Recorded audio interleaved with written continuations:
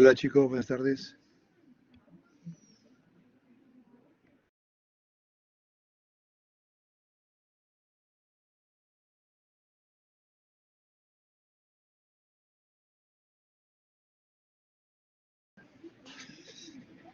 Hola. ¿Cuántos somos? Somos poquitos, 3, 4, 6, 9. ¿Cuántos son en total?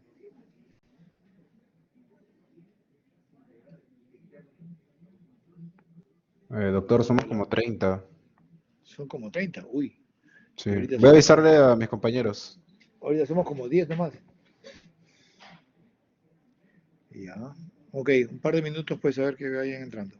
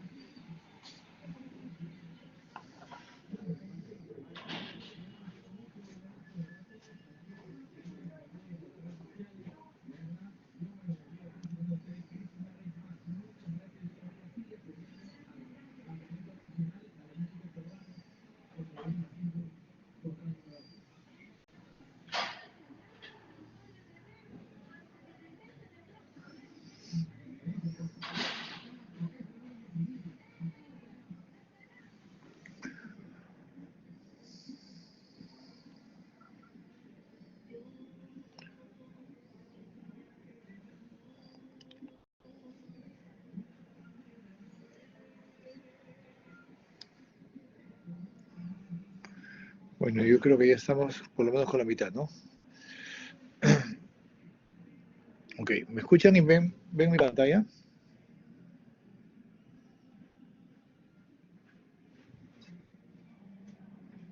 Sí, sí, doctor, sí se le escucha y se ¿Sí? ve ¿Se súper bien. comparte, se Sí, sí. comparte la pantalla? Ya, perfecto.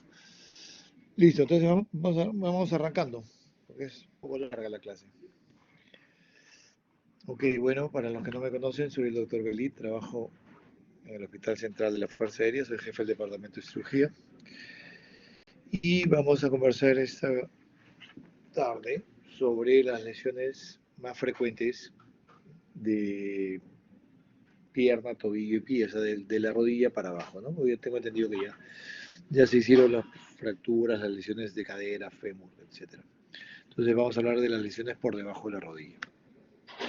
Entonces estas son quizá las lesiones más frecuentes de la vida diaria, ¿no? Ustedes van a estar haciendo sus serums y los van a consultar y frecuentemente son por lesiones del miembro inferior, ¿no? ¿Quién no se torce un tobillo? ¿Quién no se golpea y se fractura un dedo? O sea, son cosas muy, muy frecuentes que pues, son de las actividades de la vida diaria, ¿no? Comencemos por las fracturas diaficiarias de la tibia y peroné. Por favor, si tienen alguna pregunta me pueden interrumpir para, para quizás hacer algo un poquito más dinámico, ¿no? Si tuvieran alguna duda. ¿Vamos bien ahí? ¿Me están escuchando bien?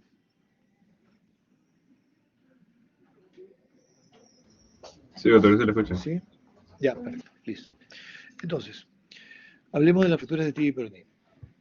La tibia eh, tiene una anatomía especial, ¿no? El tercio interno de la pierna no tiene cobertura muscular. O sea, básicamente es hueso, como dirían, hueso y pellejo, la parte interna de la tibia. Entonces está sujeta, está expuesta a muchas complicaciones, ¿no? Infecciones, retardo de consolidación. Las fracturas expuestas son generalmente más frecuentes en la tibia.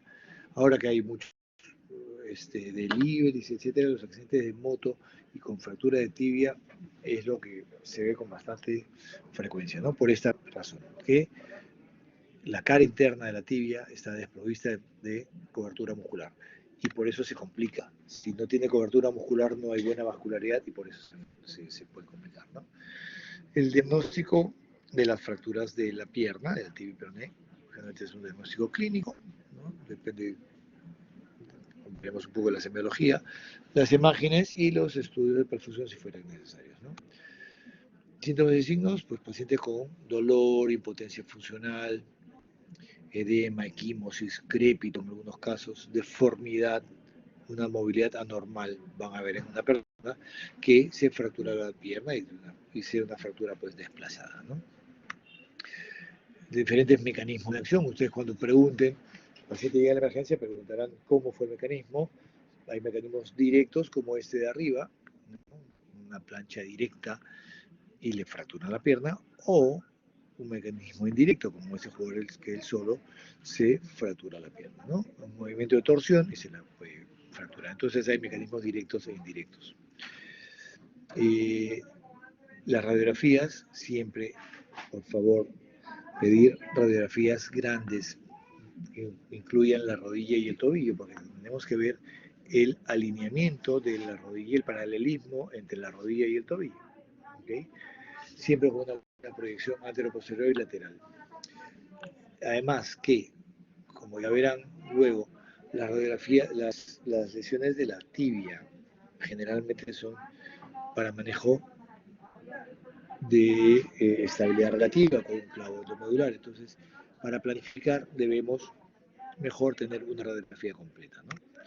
Siempre en buenas incidencias, una PI lateral, ¿no? No vemos lo mismo si no tomamos las dos incidencias. Una vez que tenemos las radiografías, tenemos nuestra clasificación, que puede ser las fracturas simples a dos fragmentos, fracturas tipo B con un tercer fragmento en cuña, y las tipo C que son las más complejas, ¿no? Ya, creo que ya ustedes vieron la clasificación AO, van a haber tenido una clase de eso. Entonces, es lo más sencillo. Fracturas dificiarias. A, simples. B, en cuña o de tercer fragmento, y C, las fracturas complejas o segmentarias, con minutas, etc. Y cada una de ellas con sus subdivisiones, ¿no?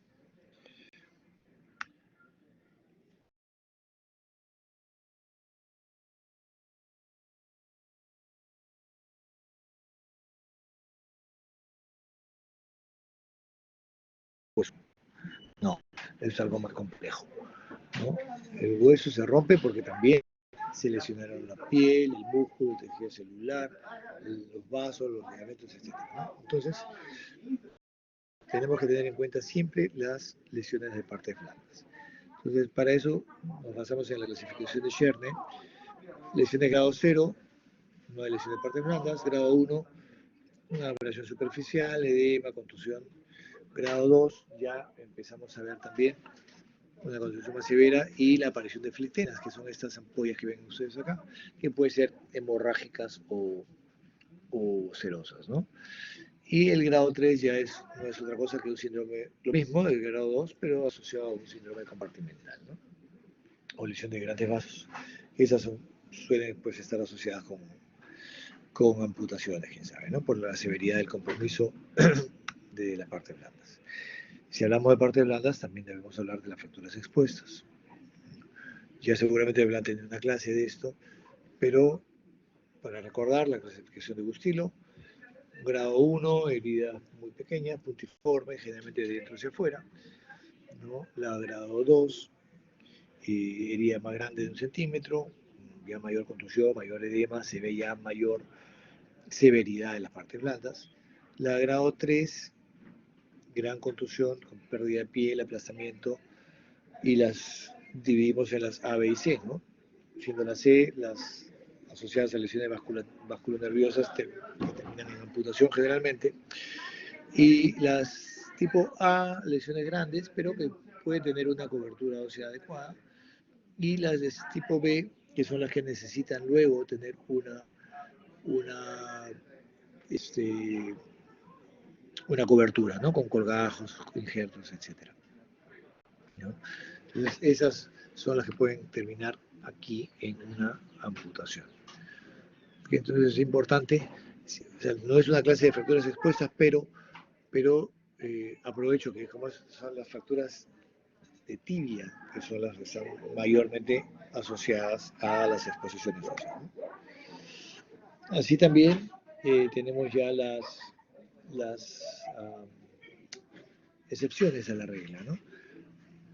Si bien es cierto, de grado 1, grado 2, grado 3, hay lesiones que las consideramos grado 3 a pesar de ser lesiones pequeñas. Por ejemplo, una fractura, una lesión por arma de fuego es una herida puntiforme, pero por el daño que causa, tiene que comportarse y manejarse como una fractura de tercer grado, ¿no?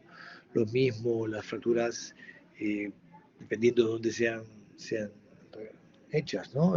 Por ejemplo, en un ambiente, le llamamos acá un accidente agrícola, pero en cualquier parte donde no hayan gérmenes comunes.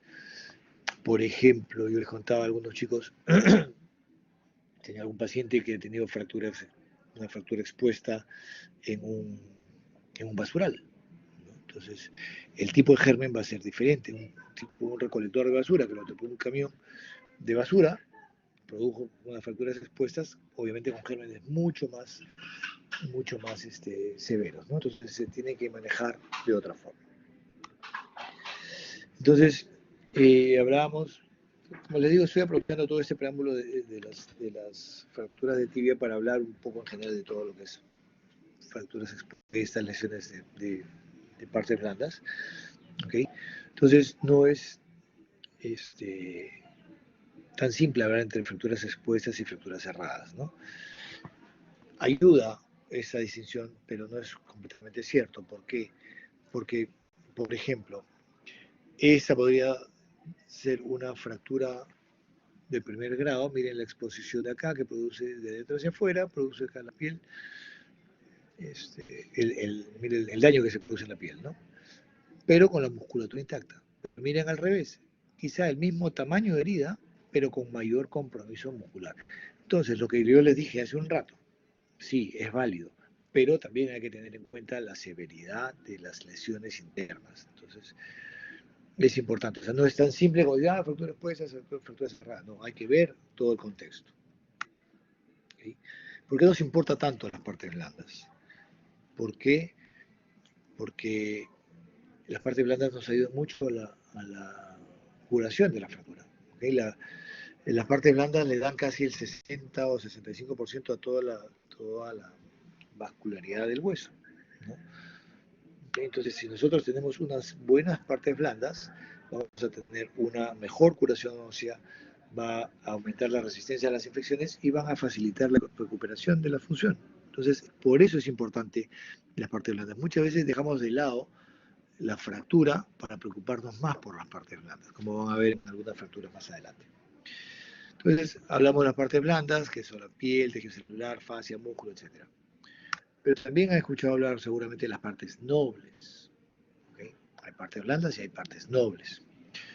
Claro, como no podemos, digamos, hacer una clase más interactiva, las partes nobles son aquellas cuya falta de cobertura supone la pérdida rápida de la función. Es decir, si yo no cubro un tendón expuesto, se muere.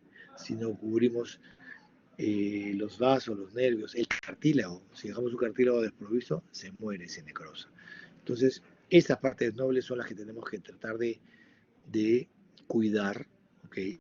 De proteger. Por eso hacemos nuestros colgajos y nuestras coberturas para poder proteger esas partes. Porque ¿qué hacemos sin nervios, sin vasos, sin tendones y cartílago? Nada, se pierde probablemente la función de esa extremidad. ¿Okay? Por eso son partes nobles. Bueno, después de tanto rollo y tanto preámbulo, ¿qué hacemos con una fractura de tibia? ¿Qué tipo de tratamiento podemos usar? Tratamientos conservadores y tratamientos quirúrgicos, ¿no? Tratamiento conservador no significa que no lo vamos a tratar, simplemente no lo vamos a operar, pero podemos manejarlo con un yeso, con una adecuada reducción cerrada, y la reducción y su yeso, ¿no? El tratamiento conservador siempre es difícil, fíjense, no es tan fácil. No es que viene un paciente, tiene una fractura, le pongo un yeso y chao, no te veo hasta dentro de un mes. No. Pues si yo decido darle tratamiento conservador a alguien, tengo que seguirlo. Tengo que pedirle que venga a controlarlo a la semana, a las 2 semanas, porque esas fracturas dentro del yeso también se pueden desplazar. Entonces, es importante y por eso es fastidioso hacer un seguimiento a las fracturas manejadas en forma conservadora, ¿no? ¿En quiénes usamos tratamiento conservador? Generalmente en niños. Los niños pues son más nobles, remodelan más rápido, sueltan más rápido. ¿Sí? Pero hay fracturas también de niños que pueden ser quirúrgicas, ¿no? Las fracturas no desplazadas también pueden ser dejadas de forma conservadora. Fracturas que después de reducidas quedan estables, entre comillas. O pacientes que tienen contraindicaciones para la cirugía, ¿no? Pero en general, estamos ahora en este momento del siglo XXI en el cual todo es tan rápido, tan agitado, todo es para ayer, ¿no? Entonces la gente quiere recuperarse rápidamente. Generalmente las fracturas terminan operándose, ¿sí? Porque van mejor además. Indicaciones absolutas de tratamiento quirúrgico. Fracturas asociadas, o sea, diafisarias asociadas a fragmentos articulares. Las fracturas expuestas de todas maneras son quirúrgicas. A las lesiones neurovasculares, cuando falta hueso, una amputación traumática, ni que decirlo, pacientes con fractura tibia asociados a un síndrome compartimental, de todas maneras, porque vamos a tener que entrar como una emergencia, hacer una descompresión, una fasciotomía, y aprovecharemos para hacerle una fijación. La rodilla flotante. La rodilla flotante o cualquier fractura que llamamos articulación flotante, significa que tiene una fractura por encima, una fractura por encima y otra por debajo de esa articulación. En este caso, una rodilla flotante es porque se ha fracturado el fémur, que está por arriba de la rodilla, y la tibia por debajo. Entonces, simula que la rodilla está suelta, ¿no? Flotante. Lo mismo puede ser un codo flotante, porque te fracturas el húmero y el antebrazo. Puede haber un hombro flotante cuando se fractura el húmero y la clavícula, o la escápula, ¿ok? Entonces, esa es una regulación flotante y esas son digamos, una indicación absoluta de cirugía, ¿no?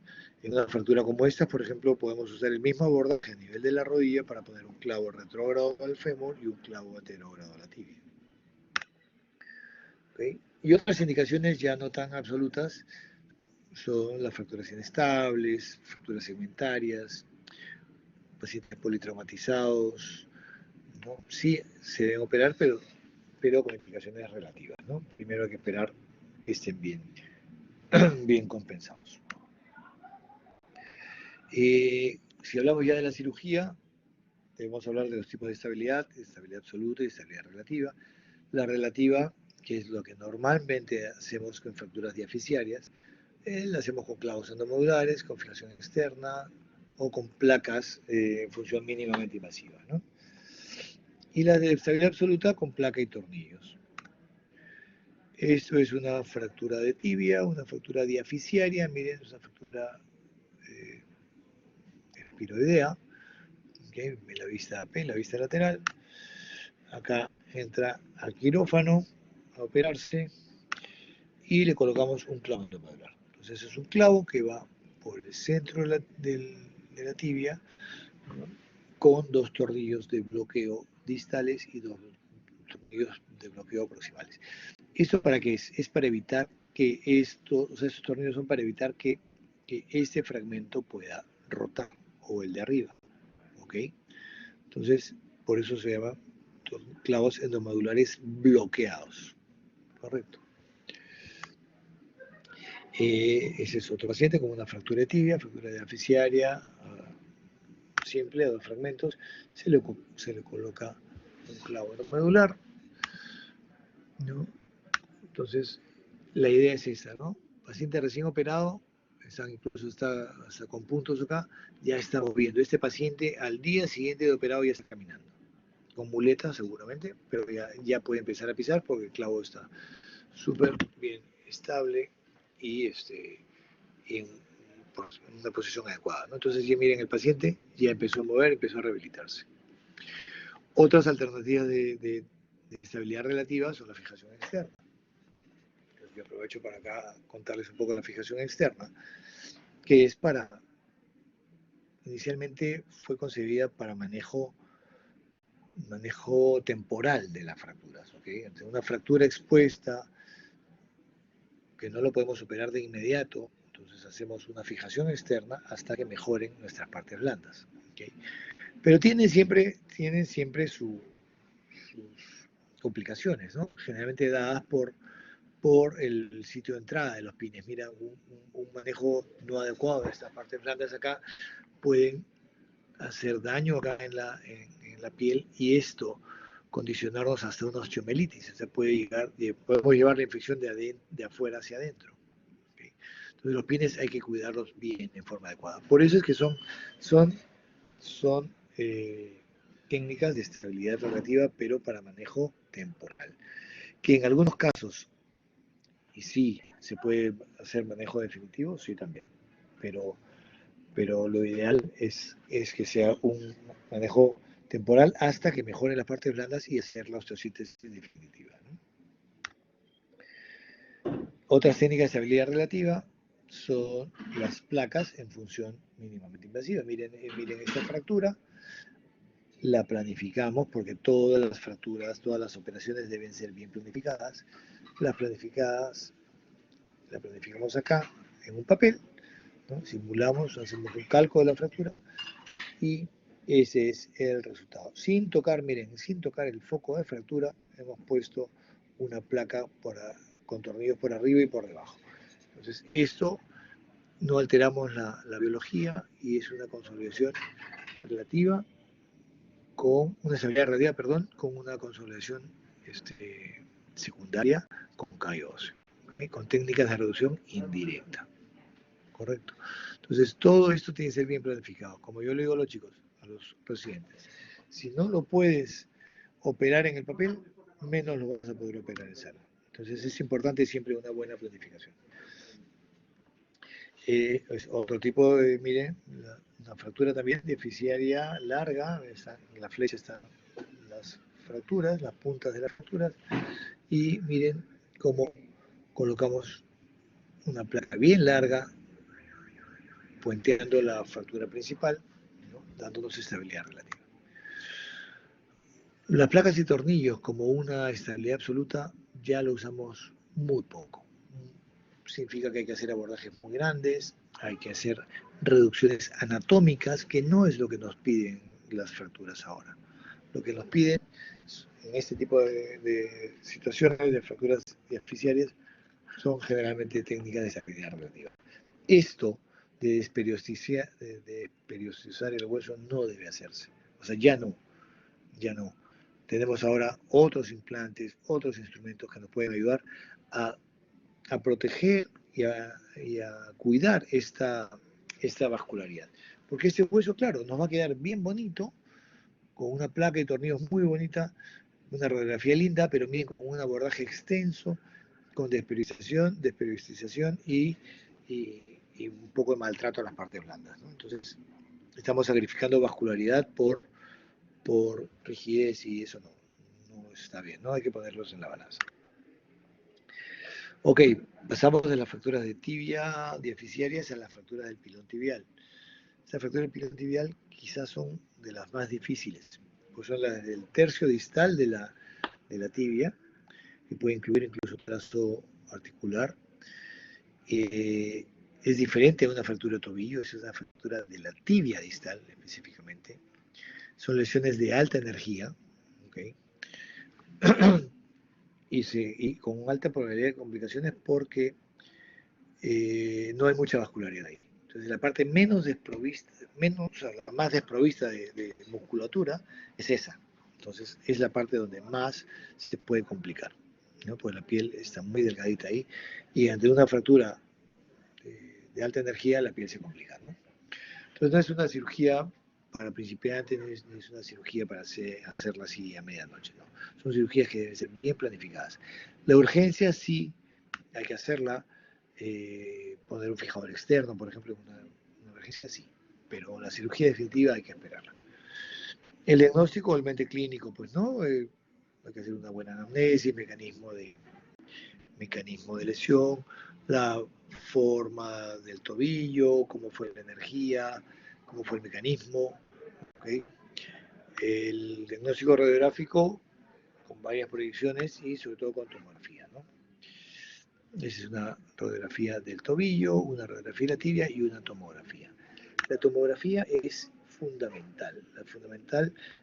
Es fundamental porque nos va a ayudar primero a reconocer los fragmentos. Miren este corte de esta tibia, ese es el peroné y esta es la tibia. Esa es la parte anterior, esta es la parte posterior.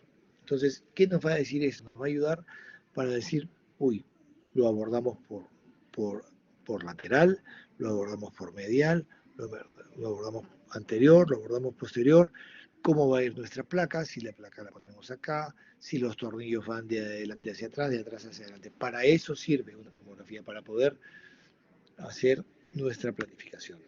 ¿Okay?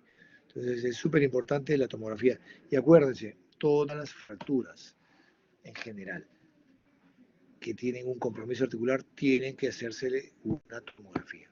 En las fracturas artificiales no es tanto el problema, pero una fractura articular sí, es mandatorio.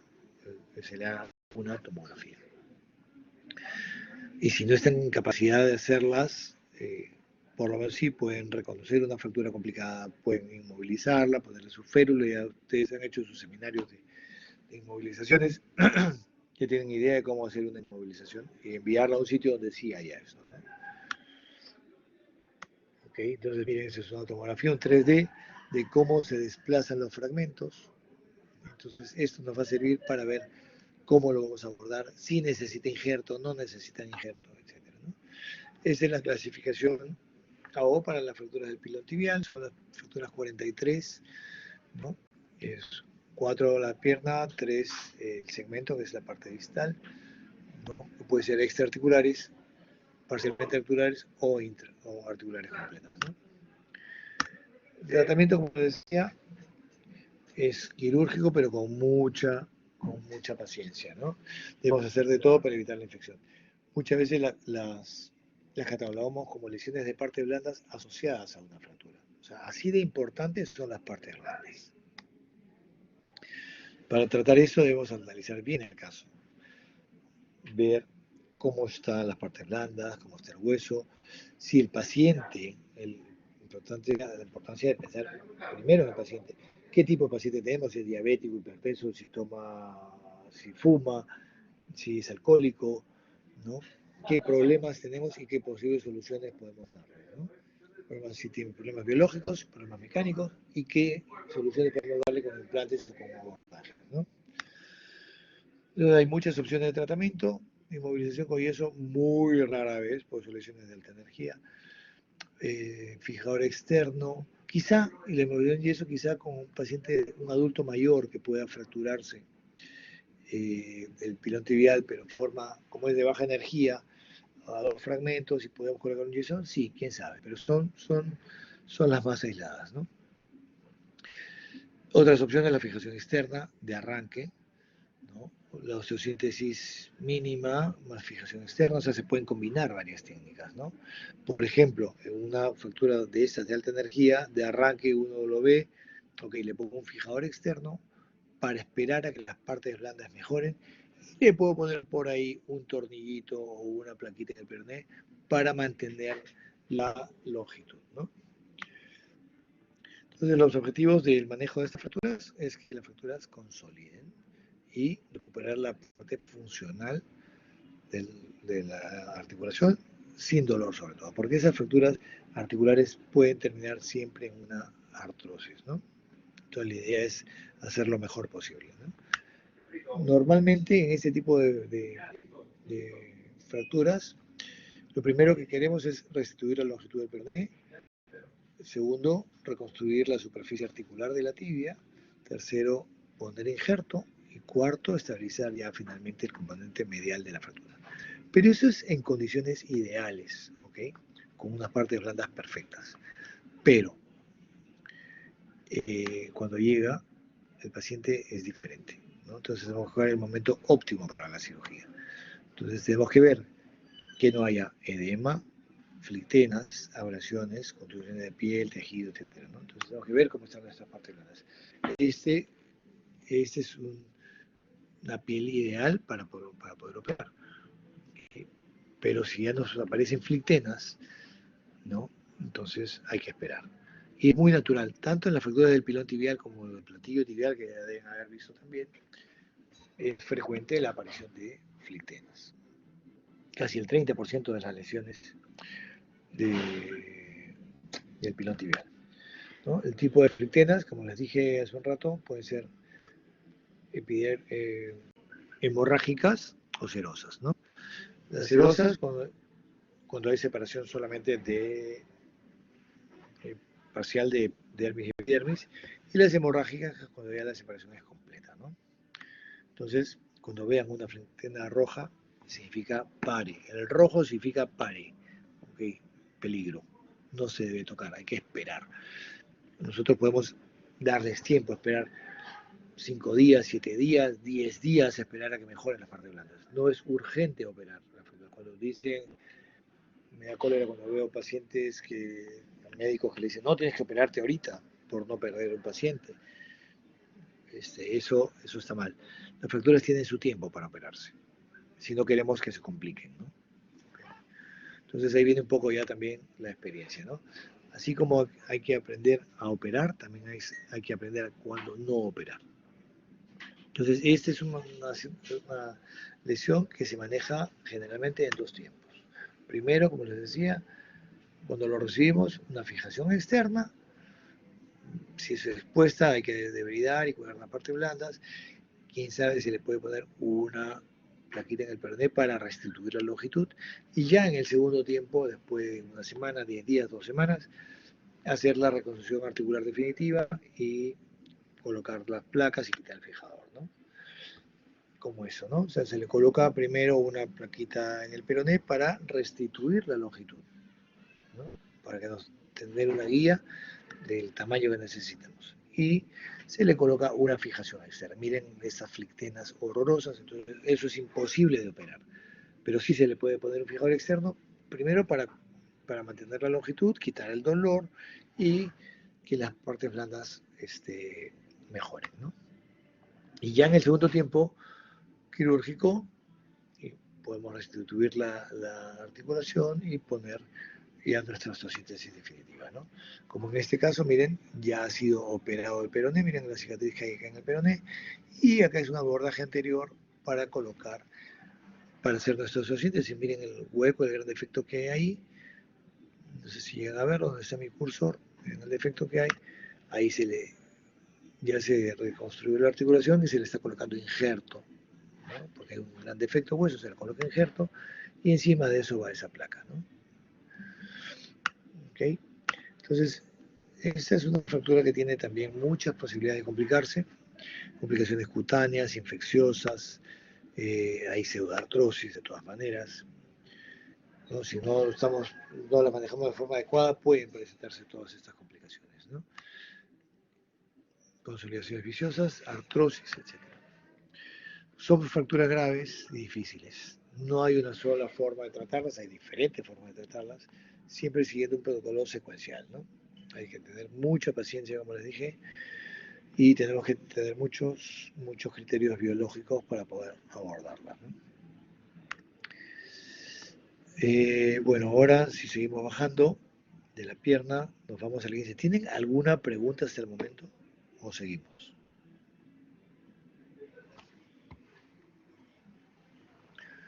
Ok, seguimos entonces. ¿Me escuchan, no? Sí, doctor, sí lo escuchamos. Ok, perfecto. Sí, doctor. Bueno, los esguinces de tobillo son lesiones muy frecuentes.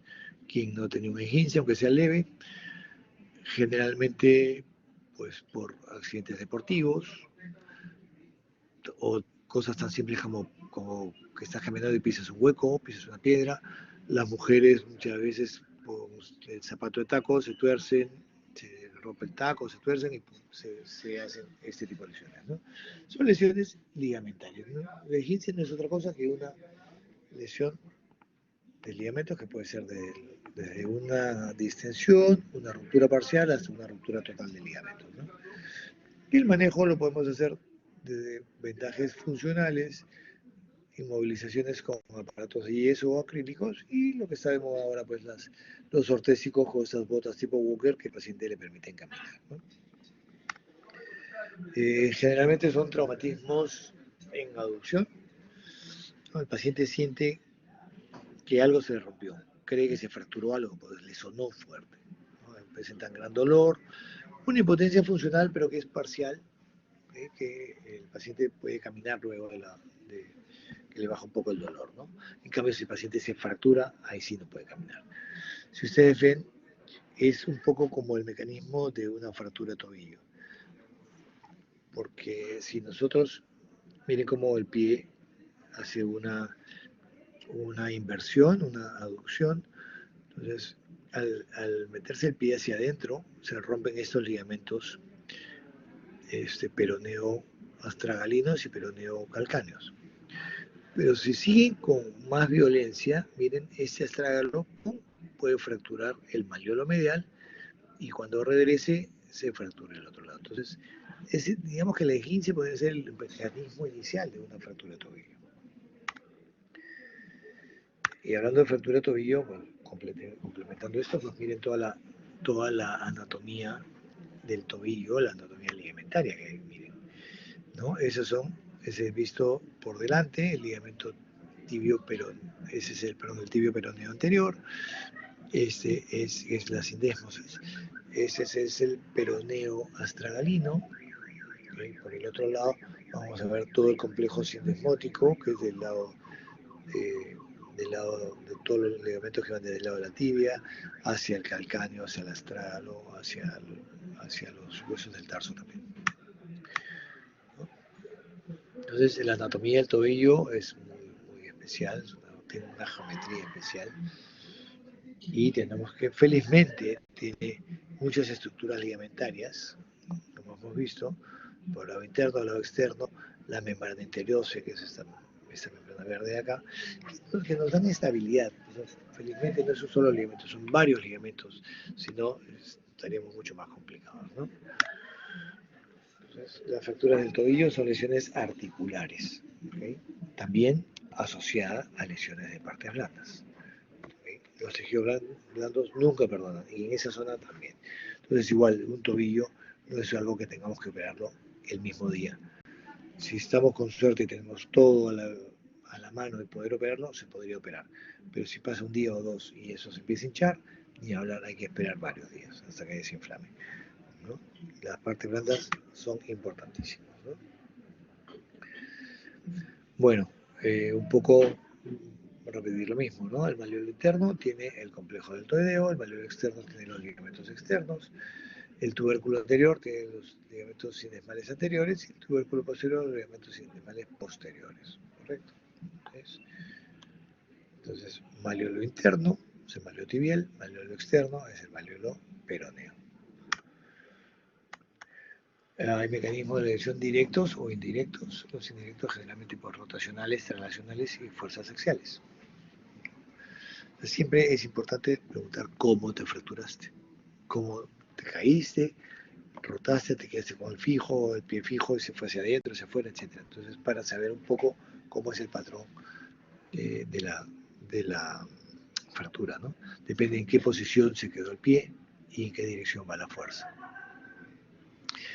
Según esto, entonces las podemos clasificar. Hay diferentes clasificaciones, perdón. Nosotros usamos mucho la clasificación AO, que es la de Danis y Weber, y la de Lausch-Hansen es más bien una clasificación no muy usada, pero que es según el mecanismo de fractura, ¿no? Si te fracturaste con el pie en aducción, en inversión, etc.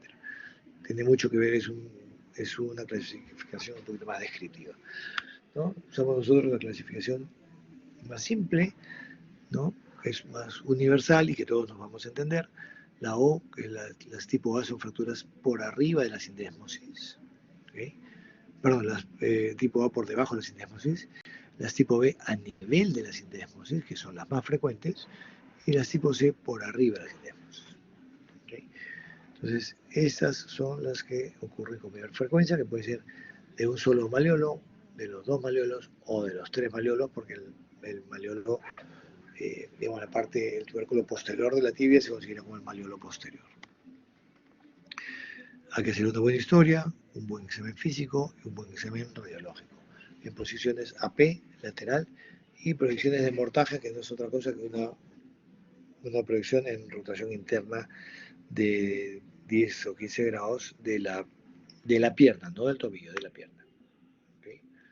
Tratamiento conservador, muy rara vez, salvo que sea una fractura que no se ha desplazado nada, de un solo maleolo. Pero normalmente son tratamientos quirúrgicos, porque son fracturas articulares. Entonces necesitan una reducción anatómica, hay que reparar las lesiones de los ligamentos, extraer los cuerpos libres si es que hubieren, y colocar una osteosíntesis estable y hacerles una rehabilitación rápida. Como les digo siempre, nosotros los operamos no para inmovilizarlos, los operamos para moverlos. Entonces hay que moverlos rápidamente. Si ustedes ven lo poco que van en esa rotación, cuando se opera no se coloca un yeso. ¿Okay? Como siempre les digo, es una planificación preoperatoria importantísima. Ver cuándo es el mejor momento para operar, dependiendo de las partes blandas. ¿Okay? Hay que elegir qué implantes vamos a usar, en qué posición va a ir el paciente, si va de cúbito dorsal, si le damos un poco de side al otro lado, si le damos una rotación interna o hacemos un abordaje posterior también, ¿no? Y tenemos que planificar cuál es la secuencia de la cirugía, ¿no? Y como les digo, si no se puede planificar es que no se puede hacer. Entonces, algunos tratamientos de la fractura del maleolo interno, generalmente con tornillos, esos son unos tornillos esponjosos, que no es otra cosa que tornillos de tracción para cerrar la fractura, ¿no? Y darles estabilidad. Son tornillos que son de 4.0 milímetros y que van perpendiculares a la línea de fractura, ¿no? Y hacen una compresión. Cuando el fragmento es muy chiquito, para poner un tornillo podemos colocar un tirante con unos alambres de Kirchner y un alambre de cerclaje, ¿no? El maleolo externo, generalmente le colocamos una placa de tercio de caña, pero con un tornillo previo, que es un tornillo, ese es el tornillo principal que está, como verán acá, por fuera de la placa. Es un tornillo de compresión interfragmentaria y luego colocamos una placa tercio de caña de neutralización para que ayude a que no se mueva el fragmento, ¿no? Entonces, previo a eso tenemos que lograr una buena reducción anatómica, pues una fractura articular. Longitud, rotación y que el aportaje esté totalmente estable y equidistante.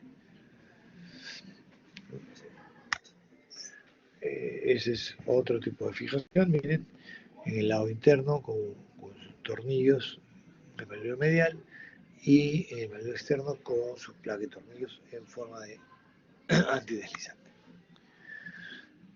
Como les decía, también hay un maleolo posterior que a veces se fractura y tenemos que tomarlo siempre en cuenta. Ahora, si este fragmento, este triángulo posterior es pequeño, si es menos del 20% de la superficie articular, normalmente no le colocamos nada. Pero si está muy desplazado o es más grande que esto, sí es preferible operarlo y se le colocan unos tornillos esponjosos como ven ustedes acá, ¿no? También hay veces hay lesiones ligamentarias como esta, que después de haber hecho la osteosíntesis, probamos la estabilidad y se nos abre la articulación. Y eso se abre porque está rota esta membrana interósea. Entonces, para eso colocamos unos tornillos que van desde el peroné hasta la tibia, como van a ver acá. Entonces, ven este tornillo, es un tornillo que le llamamos un tornillo de posición o un tornillo transindesmal, que lo que hace es juntar el peroné con la tibia, ¿no? Y hasta con un tiempo prudencial hasta que esto cicatrice. Se le puede poner 1 o 2 tornillos dependiendo del tipo de lesión. Otra lesión frecuente, muy frecuente de la pierna es la ruptura del tendón de Aquiles. Es generalmente lesiones en la tercera o cuarta década de la vida, aunque ahora se ve más, la gente es más deportista, gente mayor hace bastante deporte también, entonces no hay una edad en especial, pero sí en gente más grande. ¿Por qué? Porque el tejido colágeno del tendón de Aquiles también va envejeciendo, ¿no? Entonces, eso es una razón. Lo otro es que normalmente la ruptura está generalmente a 3 centímetros por encima de su inserción en el calcáneo. Entonces, no está en el vientre muscular, no está pegado al hueso, está en la zona menos irrigada. Entonces, como no hay tanta irrigación, por eso es que esa zona es la más susceptible de romperse. ¿Okay? Y está asociado también, o puede estar asociado a enfermedades inflamatorias, autoinmunes, enfermedades infecciosas, medicamentos, el uso, por ejemplo, el uso prolongado de quinolonas también condiciona una lesión de parte plana, una lesión del tendón. No solamente el tendón de Aquiles, los tendones en general, pero se puede romper el tendón de Aquiles con mayor facilidad, ¿no? El diagnóstico es eminentemente clínico. Ustedes piden al paciente que se trate de poner de puntitas y no va a poder. ¿Okay? Entonces, si ustedes le piden eso y no lo hace, es lo más probable que tenga un tendón de Aquiles roto, ¿no? Ahora que hay otros tipos de test también, al examinar al paciente lo ponen boca abajo, con los pies colgando por fuera de la camilla, y miren esta deformidad, ustedes lo palpan ahí y hay un surco, ¿no? Un surco, un defecto palpable. O lo otro es acá. Acá ustedes ven, el examinador está activando los músculos de la pantorrilla, entonces miren que no se mueve. En cambio acá, que creo que no se ve, o si se ve, no se ve. Aquí, si activamos los músculos, sí deben moverse, ¿correcto? Se mueve porque está intacto. Se mueve el pie hacia una dorsiflexión, ¿no? O una flexión plantar, mejor dicho. Pero al hacer esta maniobra, cuando el tendón está roto, es que se ha interrumpido todo este mecanismo. Las imágenes rarísimas, no, muy rara vez usamos imágenes para un tendón de Aquiles. Las radiografías son muy poco útiles, ¿no? Las ecografías son muy subjetivas, depende mucho del examinador, pero claro, con los equipos nuevos ahora de última generación, los 4D, 3D, 4D, capta mejor y se ve mejor, ¿no? Y la resonancia magnética, la verdad que es un exceso, salvo que tengamos pues ya una complicación, ¿no? Una ruptura sí vale la pena, pero una ruptura aguda, una resonancia magnética me parece demasiado. El tratamiento normalmente es quirúrgico, no se operan salvo que hay alguna contraindicación para operarse, ¿no? Pacientes muy mayores. Pero normalmente es un tratamiento quirúrgico, sobre todo si son deportistas o gente que hace mucha actividad física, ¿no? Hay diferentes tipos de tratamientos, digamos, una reparación abierta, en lo cual reparamos, abrimos, vemos la lesión, la reparamos, la suturamos. Hay diferentes técnicas para suturar el tendón, eso sí, pero la idea es dejarlo bien reforzado, ¿okay? Y cubrirlo bien. Quizá a veces necesitamos la ayuda del tendón del plantar delgado, que si está intacto nos puede servir para ayudar a hacernos un peritendón que muchas veces se rompe, ¿no? También hay otras técnicas que son técnicas ahora de moda percutáneas, así como hay cirugía mínimamente invasiva. También en esta cirugía del tendón de Aquiles quieren hacer mínima invasión con cortes muy chiquitos, pero con unas agujas especiales. La verdad que hay estudios, pocos, pero ya hay. Eh, a mí no me convencen mucho, la verdad. Yo prefiero abrir, ver mi tendón, suturarlo bien y cerrarlo, ¿no? Porque uno está más seguro, no es un tendón. Pero en fin, hay diferentes técnicas también, como le digo, percutáneas, técnicas abiertas, pero generalmente necesitan una inmovilización posterior a la cirugía. Después de operado, ahí sí hay que inmovilizar, no es un hueso, no es una articulación, es un tendón que hay que esperar a que empiece a cicatrizar. Generalmente los inmovilizamos después de operado por unas 4 semanas y ahí les quitamos el yeso para que empiecen a rehabilitarse, ¿no? Pero tienes a un paciente que está pues fuera de circulación, fuera del deporte por lo menos 3 meses, ¿no? Otra fractura, otra lesión con relativa frecuencia es la fractura del astrágalo, quizá el calcáneo más frecuente que el astrágalo, porque este astrágalo pues tiene una geometría y una anatomía muy particular, ¿no? Es un hueso que la mayoría de su superficie articular está compuesta por cartílago articular, ¿no? O sea, hay mucha articulación por todos lados, ¿no? Y tienen además un aporte sanguíneo especial, tiene una geometría especial y tiene una circulación especial. Entonces, por esa razón se complican también con mayor frecuencia y llegan a ser necrosis avasculares, ¿no? Porque se corta la circulación, ¿no? Entonces, mole un poco la circulación del astrágalo, las diferentes arterias que forman su arco circulatorio. ¿Okay? Los mecanismos de lesión de la fractura por astrágalo son generalmente por fuerzas de cizallamiento. ¿Okay? Y se pueden desplazar, pueden ser comminutas y pueden estar asociadas a daño de partes blandas. ¿Okay? Generalmente le llamaban la fractura del aviador, porque antiguamente los aviones pues eran a pedales y se caían, entonces el piloto ponía el pie en el pedal y terminaba fracturándose, ¿no? Se le llamó antiguamente así, bueno, así se le dejó, pero el mecanismo es ese, ¿no? Es un cizallamiento entre la tibia y el calcáneo. O sea, el astrágalo queda aplastado entre los dos. Pero el astrágalo queda aplastado entre la tibia y el calcáneo, ¿no? Las fracturas más frecuentes son a nivel, generalmente, del cuello y del cuerpo del astrágalo. Esa es una clasificación más o menos conocida de las fracturas del cuello, ¿no? Esta es una no desplazada, es con leve desplazamiento, esta ya está asociada a una luxación, miren cómo se abre y se cae acá en la tibia, y esta ya es mucho más severa, ¿no? Es una luxofractura. La idea de operar es para restaurar la anatomía, alinear el cuello y evitar que el cuello se nos vaya a la necrosis. Hay diferentes tipos de abordajes, ¿no?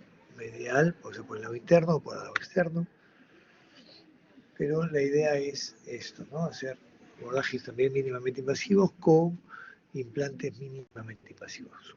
Colocamos tornillos que pueden ir de adelante hacia atrás o de atrás hacia adelante, como sea, según como nos permita la fractura, ¿no? Podemos colocar mini placas también, pero ya son cirugías que son de especialistas, ¿no? Ya hay especialistas en pie y tobillo que se dedican a hacer más este tipo de fracturas. Como les decía, la osteonecrosis es casi inevitable, ¿no? Las fracturas del calcáneo también son otras fracturas que son relativamente frecuentes, más frecuentes por una caída de altura o por compresión.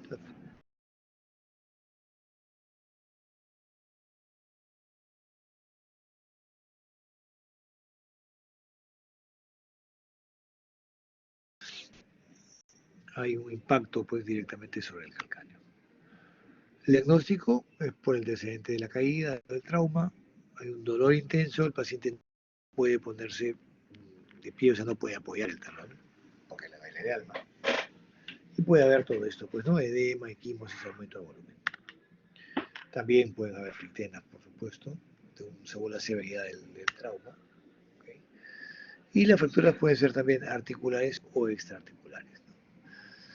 Son súper complicadas también, porque tenemos acá la superficie articular del astrágalo con el calcáneo, que normalmente hay que restituirlas también. Pero esas extraarticulares no dejan de ser complicadas o peligrosas. Miren, esta lengüeta de acá es producida porque acá está insertado el tendón de Aquiles. El tendón de Aquiles lo jala. Entonces lo está jalando permanentemente y miren, produce esta deformidad acá, que esto nos puede llevar a necrosis de la piel. Entonces, esto sí es una urgencia relativa. Eso sí hay que arreglar para evitar la lesión de las partes blandas acá, ¿no? Entonces aquí lo que se hace es reducir y colocar tornillos para fijar la fractura. ¿Okay? Entonces hay riesgo de necrosis de la piel. Es una urgencia. Después, claro, ya las otras son para planificarlas con paciencia. Igual, la tomografía es súper importante. La tomografía nos va a dar la clasificación de las fracturas y nos va a dar lo mismo, la planificación de qué hacer, cómo levantar, qué tornillo tiene que ir primero, cómo va la placa. Miren, entonces lo que sea en celeste es la superficie articular también del astrágalo, perdón, del calcáneo, ¿no? Miren, el punto negro es la parte interna, la parte medial. Los puntos verdes son las partes anterolaterales. ¿Okay? El punto naranja es la parte posterolateral. La parte rosada es la pared lateral. Se pueden tocar ahí si tocan la parte lateral. Y la parte de atrás es la tuberosidad, ¿no? Digamos que esos son los fragmentos en los cuales se puede normalmente fragmentar el calcáneo. El tratamiento puede ser conservador si la fractura es no desplazada, con un aparato de yeso por unas 6 a 8 semanas. Pero el tratamiento quirúrgico, si es mandatorio, lo primero que tenemos que hacer es restituir la articulación, la congruencia de la articulación. Por eso usamos múltiples clavijas, clavitos de Kirchner para mantener nuestra reducción y colocar los diferentes implantes que podemos colocarles. Miren, esa es una placa de reconstrucción antigua. Esas son placas ya un poquito más modernas, que son placas maleables. ¿Okay? Ese es otro tipo de placas también, ¿no? Que nos van a servir para poder estabilizar nuestra fractura. O simplemente con tornillos granulados, pero muchas veces no es suficiente. Aunque no lo crean, tienen una fuerza de tracción importante, ¿no? El tendón de Aquiles jala muchísimo. Esta radiografía siempre me gusta porque esta diapositiva, mejor dicho, porque muestra cómo luego de una reducción de esta fractura le colocan una placa. Pero lo más gracioso es que esa es una placa que se le ha puesto mínimamente invasiva, con un abordaje chiquito, pero es una placa que no es una placa de calcáneo, es una placa de radio distal. Es una fractura de radio que sirve de sostén. O sea, con esto lo que quiero decirles es que nosotros podemos utilizar las placas en la función que nosotros creamos conveniente. ¿Okay? Nosotros le damos la función a las placas y no al revés. O sea, no porque sea de radio no podemos usarla. Sí, hay que usar las cosas que tenemos a la mano. Obviamente mi primera elección sería pedir una placa de calcáneo, pero si es muy cara o no estoy en posibilidades o no hay en el sitio donde estoy, podemos utilizar otras alternativas. Lo importante es seguir los principios de reducción. Otro tipo de placas maleables, estas puntitas acá se pueden cortar. Lo mismo acá nosotros utilizamos los agujeros que necesitemos y los otros los podemos hasta cortar, ¿no? Y con estas placas pues la idea es poder el paciente caminar más rápido, ¿no? Ya esas son placas último modelo, ya son los Lamborghini de las placas de calcáneo, son pues una maravilla pero súper caras también, ¿no? Placas de ángulo variable, bloqueadas, pero que muchas veces es un lujo. Otras lesiones, ya terminando, fracturas de los metatarsianos, ¿no? Fracturas de las diáfisis de los metatarsianos, los más frecuentes son la fractura de la cabeza del primero o la fractura de la base del quinto, o sea, también con la fractura de Jones. Importante acá porque aquí en esta base del quinto metatarsiano se inserta los tendones peroneos. Entonces, este tendón peroneo, que pasa por detrás, viene por detrás del maleolo peroneo, este tendón tracciona y generalmente se funciona y tracciona el fragmento. Entonces, si está muy desplazado, hay que operar. Hay que operar, hay que hacer una reducción anatómica, ahí sí, ¿no? Y colocar normalmente un tornillito. Y en las otras fracturas diaficiarias se les puede colocar una clavija de Kirchner. ¿Okay? Entonces, bueno, ha sido un repaso un poco por todas las patologías más frecuentes del miembro inferior. Hay mucho más seguramente, pero esos son los más frecuentes. Y la idea es encontrar siempre un balance entre operar y no operar, ¿no? No toda fractura tiene que operarse. A pesar de que puedan ir mejor, pero siempre hay que escoger bien el tipo de paciente que tenemos, ¿no? Es lo más importante. La seguridad del paciente siempre está en primer lugar. ¿Okay? No, primero, no hacer daño. ¿Okay? Nosotros acá en el argot traumatológico siempre hay una frasecita que nos fastidiamos, y sobre todo con los anestesiólogos, ¿no? There's a fracture, I need to fix it. Tengo una fractura y tengo que operarla, ¿no? De eso nos fastidian los anestesiólogos, pero no. La idea es siempre evaluar bien al paciente y planificar nuestras cirugías. Muy bien, muchas gracias, chicos. ¿Alguna pregunta? Doctor, buenas tardes. Cuéntenme. Doctor, quería preguntarle si en todo caso se llegara a hacer una cirugía y esta se infecta. ¿Todo bien? Doctor, ¿me ¿Todo escucha? claro? ¿Clarísimo? Doctor, doctor, Sí. ¿Cristal? ¿me escucha? Sí, ahora sí te escucho. Estaba consultándole, doctor, si en todo caso hubiera fractura, hubiera infección, más o menos cuánto tiempo se puede esperar hasta hacer la cirugía que requiere la fractura. A Si ver, fuera, si es una fractura expuesta, de hecho, y el manejo de una fractura expuesta de inicio, de arranque, tú vas a darle antibióticos empíricos, sospechando algún tipo de germen especial, generalmente pues estafilococos, ¿no?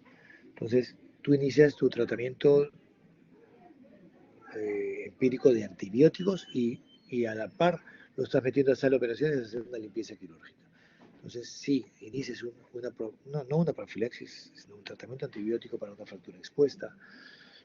Y cuando tú haces tu limpieza quirúrgica, tomas una muestra para cultivo y ya después cambiaremos al tratamiento específico.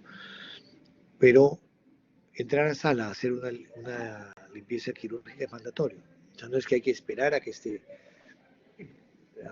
limpio.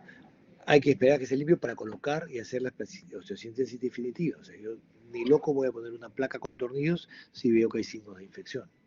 Eso sí, la fijación externa. Hasta esperar a que todo eso esté sano en condiciones de tolerar una cirugía. Por eso es que las fracturas expuestas tienen que manejarse rápidamente, ¿no? No podemos esperar ahí. No, el tratamiento es rápido. Y no sé si a eso te referías con la fractura. Luego, sí, nada, y sí, también dime. quería consultarle si en todo caso se tuviera que poner un implante a un paciente y ese implante se infecta y se tiene que retirar, más o menos cuánto tiempo se espera hasta intentar colocar otro. Ok, mira, cuando ya hay una infección, que ya estamos hablando de otra cosa, estamos hablando de complicaciones del manejo de las fracturas. Si ya hay una infección y ya tienes un implante adentro, entonces lo primero que hay que hacer es lavar. Y tratar de no remover el implante, por lo menos hasta tener la fractura consolidada. Pero si es mandatorio, si la infección no cede, si sigue saliendo pus, etcétera, tienes que sacarlo, lamentablemente. Y ahí lo tendrás que cambiar nuevamente por un fijador externo. ¿Okay? Pero el fijador externo siempre va a ser la salvación. para las complicaciones.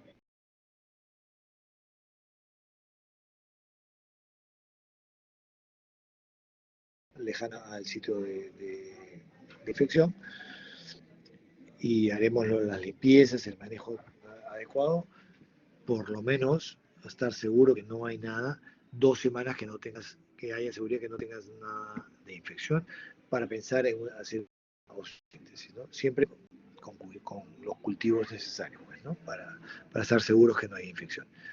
Pero en lo posible tratamos de no retirar los implantes. Si esa era tu pregunta, la idea es no retirar, salvo que ya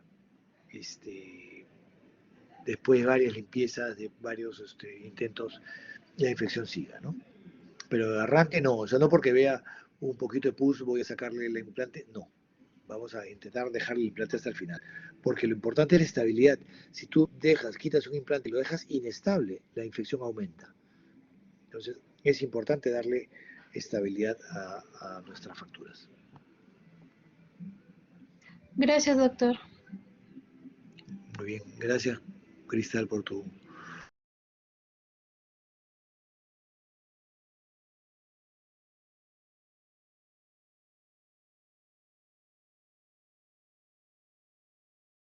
todo.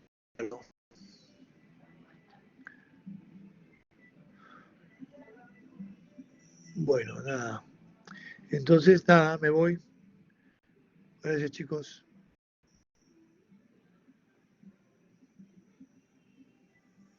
Hasta luego.